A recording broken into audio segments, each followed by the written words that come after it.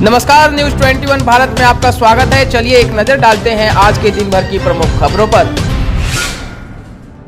रूस के हमले के बाद यूक्रेन के अलग अलग शहरों में फंसे भारतीय छात्रों को निकालने के लिए एयर इंडिया की 2 फ्लाइट्स आज रात भारत से रवाना होंगी, जो बुखारेस्ट रोमानिया के रास्ते भारतीयों को वापस लाएंगी। आपको बता दें, गुरुवार की रात भारतीय छात्रों ने मेट्रो स्टेशन, हॉस्टल के बंकरों और अपने फ्लैट्स में छिपे होने के फोटो और वीडियोस को साझा किया था, जिसमें बंकर में छिपे कुछ छात्र हनुमान चालीसा का पाठ करते नजर आ रहे थे, जिसके बाद भारत की ओर से ये कार्रवाई की जा रही है। वहीं छात्रों का कहना है कि भारतीय एम्बेसी अगर क्लासेस ऑनलाइन चलवाने की मांग को मान लेती तो शायद वो नहीं फंसते। आज जम्मू कश्मीर के शोपियां जिले में सुरक्षा बलों और आतंकियों के बीच मुठभेड़ हुई, जिसमें 2 आतंकियों के मारे जाने की खबर मिल रही है। जम्मू कश्मीर पुलिस के जानकारी अनुसार इनके पास से हथियार, गोला बारूद सहित कई आपत्तिजनक सामग्रियां बरामद हुई है। आपको बता दें, पुलिस और सुरक्षा बल एक साथ मिलकर इस ऑपरेशन को अंजाम दे रहे हैं। वहीं मुठभेड़ के बाद पूरे इलाके में तलाशी अभियान चलाई जा रही है। झारखंड विधानसभा का बजट सत्र आज से शुरू हो गया है। विधानसभा के बजट सत्र के पहले दिन राज्यपाल रमेश बैस ने सदन को संबोधित करते हुए कहा कि स्थानीय लोगों की भागीदारी निजी क्षेत्र में भी हो, इसके लिए सरकार ने 75% आरक्षण की व्यवस्था की है। उन्होंने कहा कि लोक कल्याणकारी योजनाओं का अधिकतम लाभ लक्षित व्यक्तियों तक पहुंच रहा है। शांति व्यवस्था, उद्योग धंधे और विकास के क्षेत्र में लगातार सरकार काम कर रही है। इसके साथ ही उन्होंने बताया कि जनहित में राज्य सरकार ने कई नीतियों में अपेक्षित सुधार किया है। नए झारखंड के निर्माण की दिशा में भी सरकार तेजी से काम कर रही है। उन्होंने कहा कि 2 वर्षों में जमीनी स्तर पर किए गए सुधार का नतीजा है कि सभी क्षेत्र में अभूतपूर्व सुधार देखने को मिल रहा है। वहीं उन्होंने बताया अब तक 2 लाख से अधिक किसानों को 825 करोड़ रुपए हस्तांतरित किए जा चुके हैं। एक तरफ जहां उन्होंने राज्य सरकार द्वारा किए जा रहे विकास कार्यों से सदन को अवगत कराया, वहीं दूसरी तरफ विधायकों को नसीहत देते हुए कहा कि प्रत्येक सदस्य का यह दायित्व है कि वे राज्य हित को सर्वोपरि रखते हुए जनता की आकांक्षाओं को पूरा करें। उन्होंने कहा कि नागरिकों के अधिकार को अक्षुण्ण रखना हमारा दायित्व है, जिस पर हमें कायम रहना चाहिए। राज्य आपदा प्रबंधन प्राधिकार की बैठक में आज झारखंड को अनलॉक कर दिया गया है। मुख्यमंत्री हेमंत सोरेन की अध्यक्षता में यह निर्णय लिया गया। बैठक में कोरोना के प्रभाव की स्थिति को देखते हुए कहा गया कि संक्रमितों की संख्या काफी कम हो गई है, जिसके बाद पर्यटन स्थल, जिम, सिनेमा घरों को फुल कैपेसिटी में खोलने का निर्णय लिया गया। साथ ही बैठक में रात्रि 8 बजे दुकानों को बंद करने के पूर्व फैसले को वापस लिया गया। आपको बता दें, कोरोना की तीसरी लहर को देखते हुए राज्य सरकार की तरफ से 1 जनवरी से राज्य भर में रात्रि 8 बजे ही दुकानों को बंद करने का आदेश दिया गया था। इसके अलावा रात्रि 8 बजे से सुबह 6 बजे तक मिनी लॉकडाउन लगाने का फैसला लिया गया था। इसके अलावा जिम, पार्क पर भी पाबंदी लगी हुई थी, जिसे वापस ले लिया गया है। साथ ही राज्य में मेला, जुलूस और जश्न पर लगे प्रतिबंध को यथावत रखा गया है। इसके साथ ही शादी विवाह में अब 200 की जगह 500 लोगों को हिस्सा लेने की अनुमति दे दी गई है। बैठक में स्वास्थ्य मंत्री बन्ना गुप्ता, मुख्य सचिव सुखदेव सिंह, मुख्यमंत्री के प्रधान सचिव राजीव अरुण एक्का और अन्य अधिकारी मौजूद रहे। बिना इजाजत राजद नेता भोला प्रसाद यादव के 2 बार एम्बुलेंस में लालू यादव के साथ डेंटल कॉलेज जाने के बाद सियासी गलियारों में हलचल मच गई है, जिसे लेकर झारखंड बीजेपी के प्रदेश प्रवक्ता प्रतुल शाहदेव ने एक बयान जारी किया है, जिसमें उन्होंने कहा कि झारखंड में लालू प्रसाद को एक कैदी की तरह कम और राजकीय अतिथि की तरह ज्यादा ख्याल रखा जा रहा है। जब लालू डेंटल अस्पताल चेकअप के लिए जाते हैं तो बिना अनुमति के उनके साथ राजद नेता भोला प्रसाद भी उसी एम्बुलेंस में मौजूद रहते हैं। बेशक लालू प्रसाद को चिकित्सा सुविधा मुहैया कराई जाए, लेकिन नियम कानून का अनुपालन भी आवश्यक है। राज्य सरकार को यह याद रखना चाहिए कि लालू प्रसाद सजा काट रहे एक कैदी हैं, कोई स्टेट गेस्ट नहीं। कहते हैं ना, जब सैया भरे कोतवाल तो डर काहे का।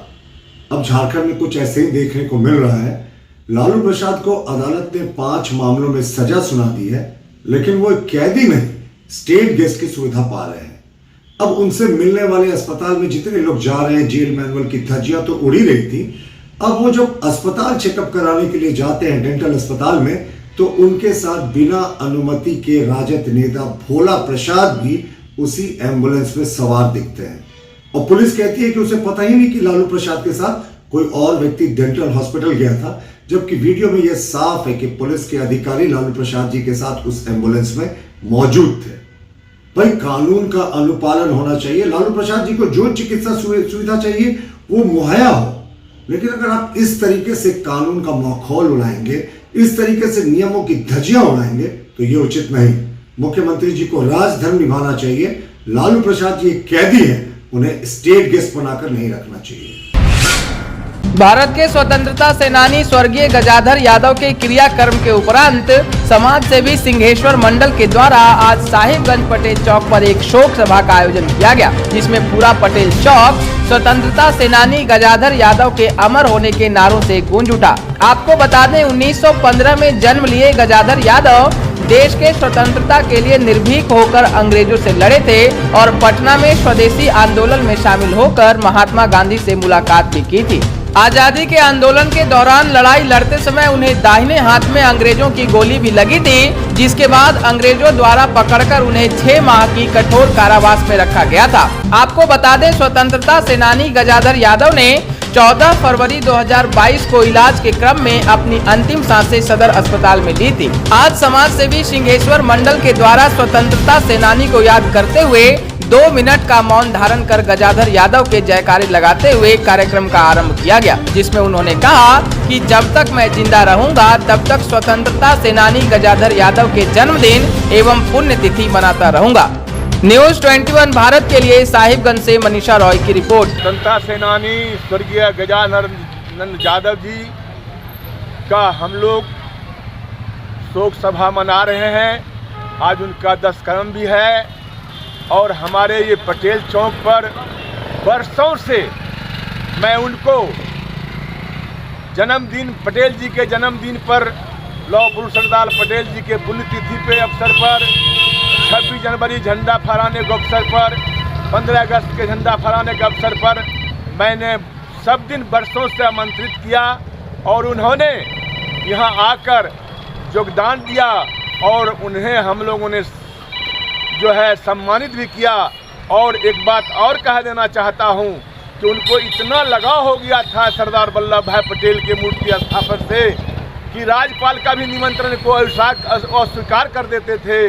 गोड्डा से भी डीसी खबर देते थे तो स्वीकार कर देते थे, कहते थे कि नहीं मैं जाऊँगा तो सरदार वल्लभ भाई पटेल के मूर्ति के पास मैं झंडा फहराऊँगा। और बड़ी लगन से आते थे और झंडा फहराते थे और उनको जो है हम लोग सम्मान देते थे।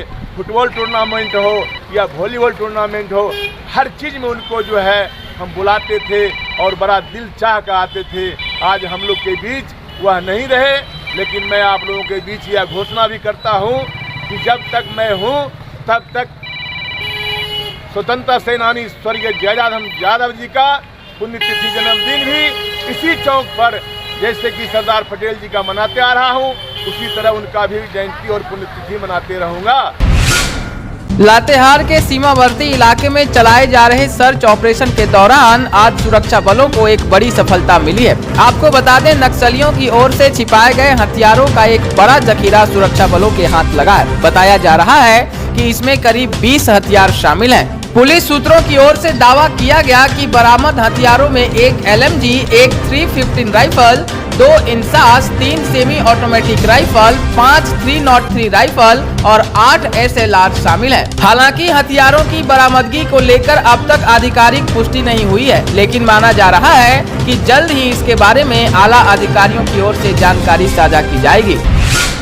देश के सार्वजनिक क्षेत्र के दूसरे सबसे बड़े बैंक पंजाब नेशनल बैंक के पुरुलिया मंडल कार्यालय द्वारा पुरुलिया में कार लोन मेला आयोजित किया गया। यह आयोजन 24 फरवरी को PNB विवेकानंद नगर शाखा पुरुलिया में किया गया। इस आयोजन में देश की प्रमुख कार कंपनियों जैसे मारुति सुजुकी, हुंडई मोटर्स और टाटा मोटर्स ने भाग लिया। मेले का उद्घाटन पंजाब नेशनल बैंक पुरुलिया के मंडल प्रमुख श्री लिंगराज मोहंती द्वारा किया गया। उद्घाटन सत्र के दौरान श्री मोहंती ने बैंक के साथ विश्वास रखने के लिए ग्राहकों के प्रति आभार व्यक्त किया। उन्होंने बैंक को निरंतर समर्थन देने के लिए कार डीलरों के प्रति भी धन्यवाद व्यक्त किया। इस आयोजन के दौरान श्री मोहंती ने बैंक के साथ विश्वास रखने के लिए ग्राहकों के प्रति भी आभार व्यक्त किया। साथ ही उन्होंने बैंक को निरंतर समर्थन देने के लिए कार डीलरों के प्रति भी धन्यवाद व्यक्त किया। कार्यक्रम के दौरान Rudra Hyundai, SWG car world एवं बैनर्जी टाटा मोटर्स के वरिष्ठ अधिकारी भी मौके पर ग्राहकों के लिए पंजाब नेशनल बैंक की ओर से सर्वश्रेष्ठ ब्याज दर के साथ बुकिंग करने के लिए अपनी कारों के साथ मेले में मौजूद रहे। साथ ही इस आयोजन के दौरान कई ग्राहकों ने PNB से कार ऋण लिया और अपनी कार खरीदने का सपना साकार किया। सभी ग्राहकों एवं कार्यकर्ता कंपनियों के अधिकारियों ने शाखाओं द्वारा ऋण के त्वरित कार्रवाई के लिए बैंक की सराहना की। इस आयोजन में मुख्य प्रबंधक श्री सृजन कुमार, संजय दास, गौरव कुमार, आशुतोष कुमार एवं ऋण प्रभार प्रमुख श्री विश्वनाथ कुमार उपस्थित रहे। खबरों की नई अपडेट पाने के लिए आप देखते रहें न्यूज़ 21 भारत। अगर आपके पास भी कोई खबर हो जो आप हम तक पहुंचाना चाहते हैं तो 7295081412 नंबर पर भेज सकते हैं। नमस्कार।